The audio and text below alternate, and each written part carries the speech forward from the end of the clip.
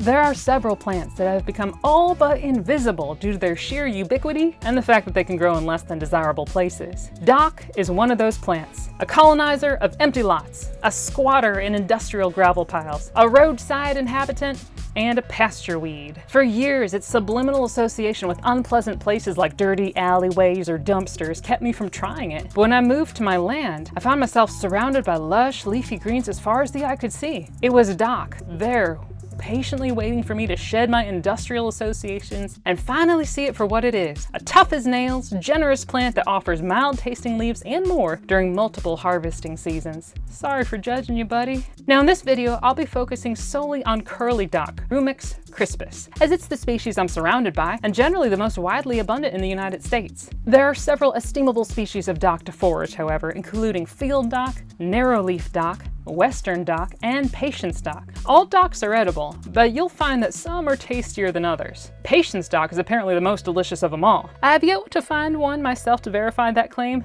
but I believe it. Curly dock, like all docks, is a perennial with a yellow, deep-growing taproot. It begins growing as a basal rosette with elongated, lance-shaped leaves. The leaves can be quite large, sometimes more than a foot long. They're distinctively veined, with a prominent midrib that's usually a slightly different color than the leaf tissue itself. The margins of the leaves are wavy. They remind me and many other foragers of lasagna noodles. When picked young, broken leaves will leave a slimy feeling on your hands. That's nothing to worry about if you feel that sliminess. In fact, it's another confirming sign that you've got the right plant.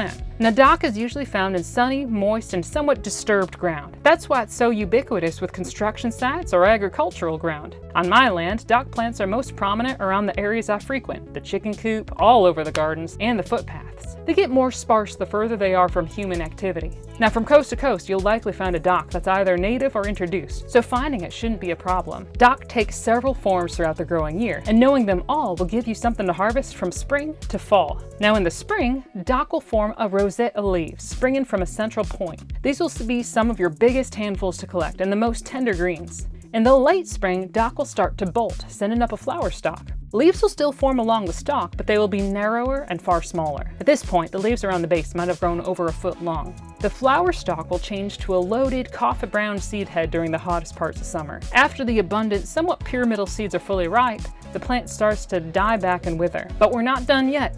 In the fall, from beneath the dry, dead stems, dock will send out a bonus round of tasty leaves for a last hurrah. Though they're smaller than the abundance offered earlier in the year, they still give the forager one last gift before frost sends much of the greenery into hiding. Let's talk about some dock lookalikes. Probably the most easily confused dock lookalike is wild horseradish. It's unlikely you'll find it, however. The plant is relatively rare, and even if you do somehow make the mix-up, you'll still be harvesting an edible green, just one with a very different kick of flavor. Another potential mix-up for the forager is attempting to harvest prairie dock or burdock. Though they both have dock in the name, they're not part of the same family as true docks. They're from the Asteraceae compositae family. Prairie dock, with its leather-tough, sandpaper-like leaves, will not seem edible once you handle it, which is helpful. And there's nothing poisonous about burdock. The young leaves are edible, and the older leaves are debatably palatable, but the root is a valued vegetable.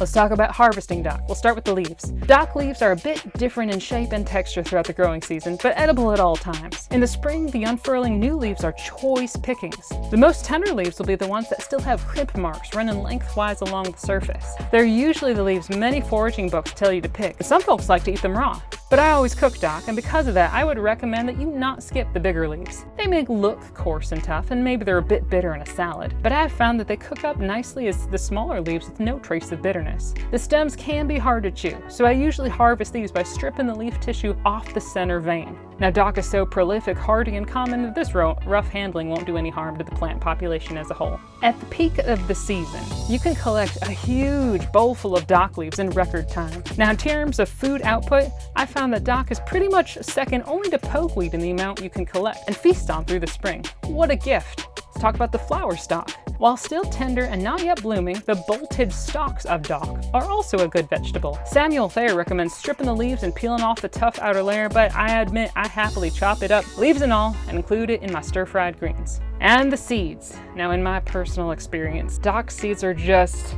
terrible. I have tried them raw, dried and roasted, and I find them mouth-puckeringly bad. But that's just my own experience. Maybe this is some sort of genetic thing where certain people taste things that others don't. Because the truth is, many folks really like dock seeds. Ashley from Practical Self-Reliance actually prefers the seeds to the leaves, saying that the leaves are near unpalatable, which I find surprising and fascinating. So this is an opportunity for you to find out for yourself. Don't skip over dock seeds merely because I said I don't like them. They're abundant and incredibly easy to harvest. All you gotta do is run your hand down a brown dry seed head and they'll readily fall into your hand. They look like tiny buckwheat seeds with a papery ring around them, which is fitting since dock are in the buckwheat family. I'd be curious to hear what experimenters have to say in the comments below. Now let's talk about preparing dock. It can be handled as you would any green. It doesn't need to be parboiled like poke, so when you bring it into the kitchen, all it needs is a rinse before you transform it into whatever you fancy. Now the first time you cook dock, you'll likely notice that it undergoes a color change once heated. The bright, verdant green quickly dulls to a more olive drab hue.